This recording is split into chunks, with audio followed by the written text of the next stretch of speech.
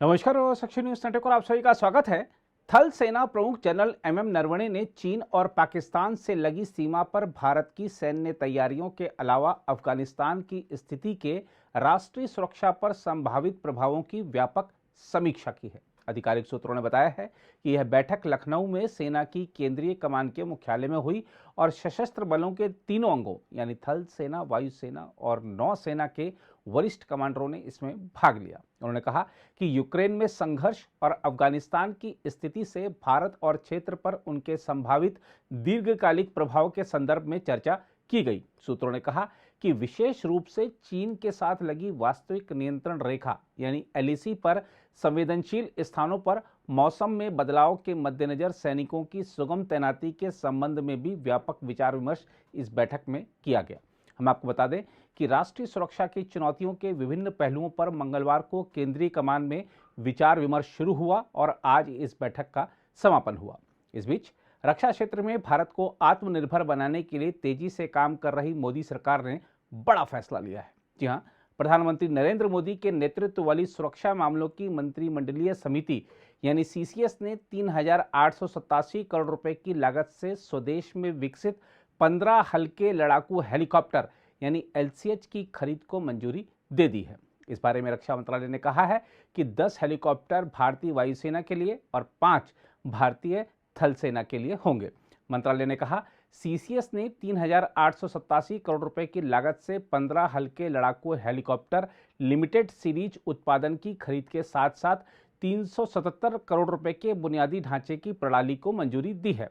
हम आपको बता दें कि light combat helicopter limited series production यानी एलएसपी स्वदेश विकसित लड़ाकू हेलीकॉप्टर है जिसमें मूल्य के हिसाब से लगभग 45% स्वदेशी सामग्री है जो उत्तरोत्तर बढ़कर 55% से अधिक हो जाएगी। हम आपको बता दें कि सरकारी कंपनी हिंदुस्तान एरोनॉटिक्स लिमिटेड यानी HAL हेलीकॉप्टर का उत्पादन करती है। हेलीकॉप्टर की खरीद का निर्णय ऐसे वक्त आया है जब सेना की तीनों इकाई चीन के साथ सीमाओं सहित भारत के समक्ष रक्षा चुनौतियों का सामना करने के लिए अपनी समग्र युद्धक क्षमताओं को बढ़ाने पर ध्यान केंद्रित कर रही हैं। मंत्रालय के मुताबिक यह हेलीकॉप्टर अपेक्षित दक्षता, गतिशीलता, विस्तारित रेंज, ऊंचाई पर उड़ान के प्रदर्शन आदि क्षमता से लैस हैं।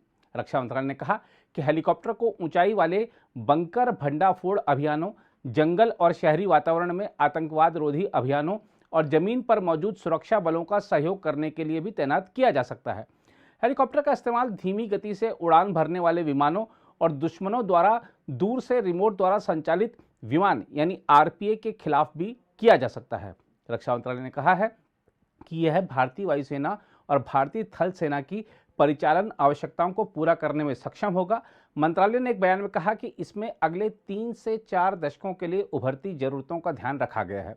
लड़ाकू भूमिकाओं में तैनाती के लिए विशिष्ट प्रणालियों को एलसीएच में जोड़ा गया है। मंत्रालय ने कहा कि HAL द्वारा एलसीएच का निर्माण आत्मनिर्भर भारत पहल को और बढ़ावा देगा तथा देश में रक्षा उत्पादन और रक्षा उद्योग के स्वदेशीकरण को प्रोत्साहन मिलेगा। एलसीएच के उत्पादन से देश में लड़ाकू हेलीकॉप्टर के लिए आयात पर निर्भरता कम होगी।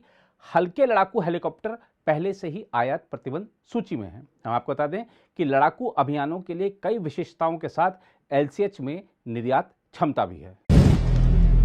अगर आप भी लेना चाहते हैं देश दुनिया की तमाम जानकारी तो आज ही सब्सक्राइब करें हमारे चैनल को।